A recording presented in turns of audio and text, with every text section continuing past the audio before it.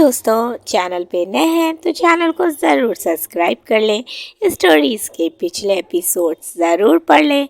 मैंने link description box में mention किया है। आप वहां पर कहानी के सभी एपिसोड्स पढ़ सकते हैं। अब हम हमारी स्टोरी को आगे बढ़ाते हैं। और शायद तुम गाड़ी से निकलकर खाई में गिर गई, इसीलिए तुम्हारा कुछ पता नहीं चला। इतना बोलकर वो चुप हो जाते हैं। रीत, नहीं, ये झूठ है। माँ मुझे दादी माँ के पास छोड़कर गई थी। चाचा चाची ने झूठ क्यों बोला? ब्रिजेश जी अपने दोनों हाथ जोड़कर रोते हुए बोलते हैं, हमें माफ़ कर दीजिए हमारी बच्ची। ये सब हमारी गलती है। हमने उनके प्यार को नहीं समझा, उन्हें घर छोड़कर जाने दिया। अगर हमने उन्हें जाने से रोक लिया होता तो शायद आज वो हमारे साथ हमारे बीच में होते। रीत, प्लीज़ नानू, आप ऐसे मत बोलिए। उस वक्त आप और माँ दोनों ही अपनी जगह सही थे। अगर कोई गलत था तो वो हालात थे, किसी की कोई गलती नहीं थी। आप अपने आप को दोष मत दीजिए। नानू, अगर आज माँ जिंदा होती तो वो भी आपको माफ़ कर देती। ब्रिजेश उसे गले से लगा लेते हैं। सभी की आंखों में आंसू और होठों पर मुस्कान आ जाती है। अनुराग प्यार से रीत के सर पर हाथ रखकर बोलते हैं, अपने मामा मामी से नहीं मिलोगी? रीत मुस्कुराते हुए उनके और वृंदा के गले लग जाती हैं। अभय, ओए छोटी, तू मुझे भूल गई? रीत मुस्कुराते हुए बोलती है, ऐसा हो सकता है, और उसके गले लग जाती है। सभी बहुत खुश थे। आज संडे था, किसी को ऑफिस नहीं जाना था, इसीलिए कौशल्या सभी को रायचंद पैलेस में ही रोक लेती हैं। अभिमन्यु की एक मीटिंग थी, लेकिन रीत के कहने पर वो अपनी मीटिंग कैंसिल कर देता है और सभी के साथ बैठ जाता है। सभी खूब सारी बातें करते हैं। ब्रिजेश रीत को सभी के बचपन की बातें और शरारतें बता रहे थे, जिन्हें सुनकर वो खूब हंस रही थी। वृंदा रीत से बोलती है, रीत, आप कुछ अपने बारे में बताइए। आपका बचपन कैसे बीता? रीत थोड़ी देर चुप रहती है, फिर बोलती है, मेरा बचपन भी अच्छा बीता। घर में दादी माँ, चाचा चाची, उनके 2 बच्चे थे। जब मैं 8 साल की हुई तब दादी माँ मुझे हमेशा के लिए छोड़कर चली गईं। तब से चाचा चाची ने ही मुझे पाला है। जब मैं थोड़ी बड़ी हुई तो घर के कामों में चाची की मदद करने लगी। रोज सुबह जल्दी उठती, घर का काम करके खाना बनाती, फिर स्कूल चली जाती, फिर वापस आकर सभी के कपड़े धोकर रात के खाने की तैयारी करती। इसी तरह रात हो जाती, खाना खाकर अपनी पढ़ाई करती और सो जाती। रीत की आंखें थोड़ी नम हो जाती हैं, लेकिन वो उन्हें छुपाकर मुस्कुराते हुए बोलती है, यही यही मेरा डेली रूटीन था। सभी के चेहरों पर उदासी आ जाती है। ब्रिजेश भरे गले से बोलते हैं, अगर हमने पहले ही अपनी गलती का एहसास कर लिया होता तो आपको इतना कुछ सहना ना पड़ता। रीत, नहीं नानू प्लीज़ ऐसे मत बोलिए। आपको पता है मेरे बचपन की सबसे अच्छी यादें कौन सी हैं?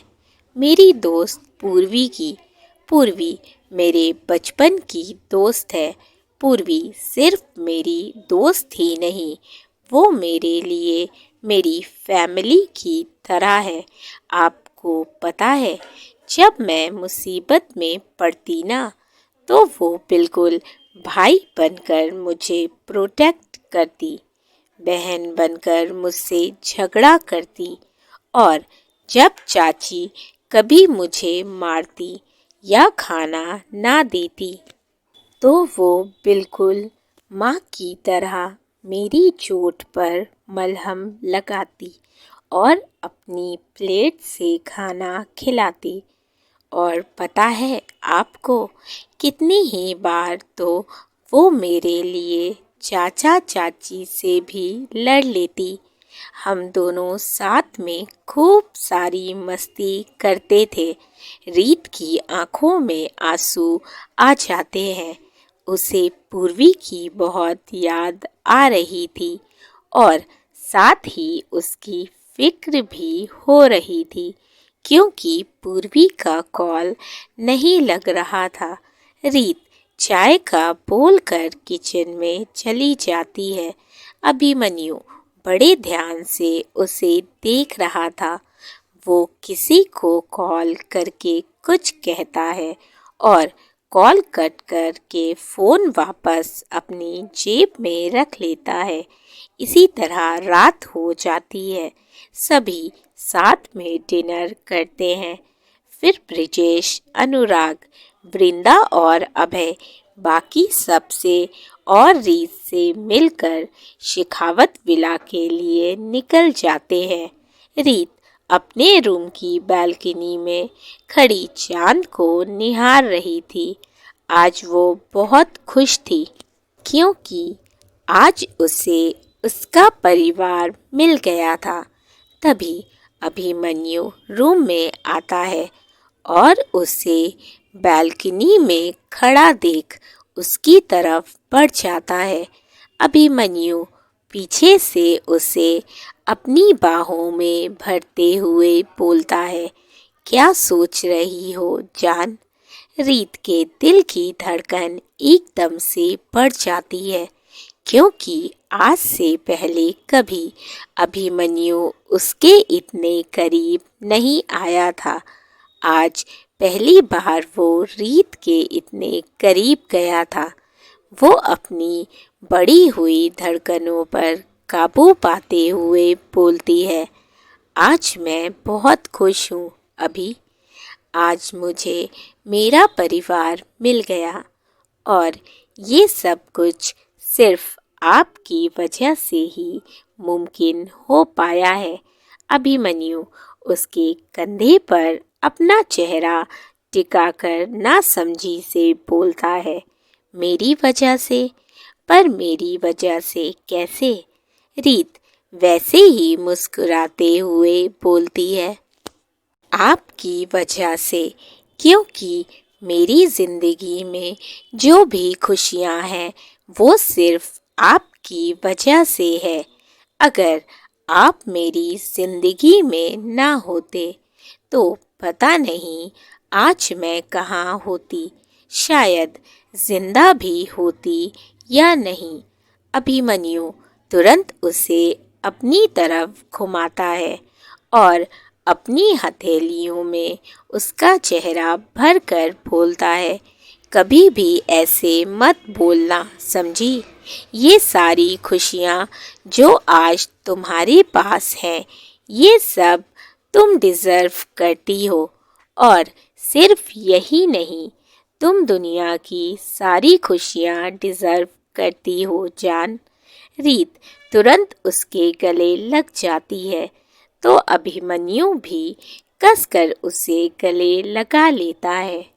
अभिमन्यु, वैसे मेरे पास तुम्हारे लिए एक सरप्राइज है।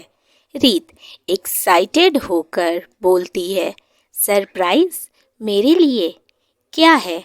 अभिमन्यु हंसते हुए बोलता है, तुम तो बिल्कुल छोटे बच्चे की तरह एक्साइटेड हो रही हो। थोड़ा पेशेंस रखो क्योंकि सरप्राइज कल मिलेगा। रीत, क्या? लेकिन क्यों? कल क्यों? अभी क्यों नहीं? अभिमन्यु हल्के से उसकी नाक खींचते हुए बोलता है, बाप रे, कितना सवाल करती हो तुम। चलो अब सो जाओ क्योंकि गिफ्ट तो तुम्हें कल ही मिलेगा। इतना बोलकर वो मुस्कुराते हुए बेड की तरफ बढ़ जाता है। रीत अपनी नाक सहलाते हुए बोलती है, मैं कोई छोटी बच्ची नहीं हूँ, और मुस्कुराते हुए सोने चली जाती है। अगले दिन रीत सुबह उठती है और फ्रेश होकर नीचे हॉल में आ जाती है। वो मीठी के साथ किचन में ब्रेकफास्ट की तैयारी करने लगती है। थोड़ी देर में सभी लोग डाइनिंग टेबल पर आ जाते हैं और ब्रेकफास्ट के लिए बैठ जाते हैं। रीत सभी को ब्रेकफास्ट सर्व करते हुए खुद भी अभिमन्यु के बगल में बैठ जाती है। तभी बेल बजती है। मीठी जाकर दरवाज़ा खोलती है तो सामने एक लड़की खड़ी थी जिसने लाइट येलो कलर का फ्रॉक सूट पहना हुआ था। बालों की सिंपल चोटी जिसमें से कुछ लटें निकलकर उसके चेहरे पर आ रही थी। मेकअप के नाम पर सिर्फ आँखों में काजल और होठों पर लिप बाम। वो भी अंदर आती है। अभिमन्यु उसे देखकर मुस्कुरा देता है। वो लड़की पीछे से रीत को आवाज़ देती है। उसकी आवाज़ सुनकर रीत एकदम से पीछे मुड़ती है और उसे देखकर जोर से चिल्लाती है, पूर्वी। वो भागकर जाती है और पूर्वी से गले लग जाती है। सभी के होठों पर मुस्कान आ जाती है। तेजस बड़े ध्यान से पूर्वी को देख रहा था। तेजस को देख अभिमन्यु मुस्कुरा देता है। रीत की आंखों में आंसू आ जाते हैं। वहीं पूर्वी की भी आंखों में आंसू आ जाते हैं। रीत उसे देखकर बहुत ज़्यादा खुश होती है। रीत उसे गले लगाए खड़ी थी। पूर्वी मजाक करते हुए बोलती है, अरे इतनी कसकर गले लगाया है, सांस नहीं आ रही है मुझे, दम घुट जाएगा मेरा, मर जाऊंगी मैं। उसकी बात सुन सभी हंस देते हैं। रीत उससे अलग होकर उसके सर पर हल्के से मारते हुए बोलती है, चुप कर तू, इतने टाइम बाद मिली है, क्या मैं गले भी नहीं लगा सकती? तुझे पता भी है कितनी याद आ रही थी मुझे तेरी। पूर्वी, अच्छा बाबा सॉरी, तू बाद में मुझे जी भर कर डांट लेना, लेकिन अभी बाकी सबसे तो मिल लेने दे। रीत मुस्कुराकर हाँ में अपनी गर्दन हिला देती है। पूर्वी सबसे पहले सरला और शैलेंद्र के पैर छूकर उनका आशीर्वाद लेकर बोलती है, मैं हूँ। वो आगे बोलती उससे पहले सरला मुस्कुराते हुए बोलती है, पूर्वी, रीत के बचपन की दोस्त, उनकी बहन, उनकी फैमिली। पूर्वी हाँ में अपनी गर्दन हिला देती है। फिर कौशल्या और विवेक से मिलती है। पूर्वी, वैसे दादी, आपको मेरे बारे में ये सब कैसे पता चला? कौशल्या, रीत से वो जितनी बातें अपने बारे में नहीं करती उतनी आपके बारे में करती थी। बहुत मिस करती थी रीत आपको। उनकी बात सुन पूर्वी रीत को देखती है तो रीत मुस्कुरा देती है। अभिमन्यु, आपने बहुत अच्छा किया पूर्वी को यहाँ लाकर। रीत हैरानी से अभिमन्यु की तरफ देखती है तो वो अपनी पलकें झपकाकर मुस्कुरा देता है। आई होप कि आप लोगों को स्टोरी अच्छी लग रही हो। स्टोरी पसंद आई हो तो लाइक ज़रूर कर दीजिएगा। चैनल पे नए हैं तो चैनल को सब्सक्राइब कर लें, स्टोरीज़ को शेयर कर दिया करें और अपनी फीडबैक मुझे ज़रूर दें। इसी तरह से प्यार बनाए रखें। Thank you for watching and keep supporting. Love you all. Bye bye.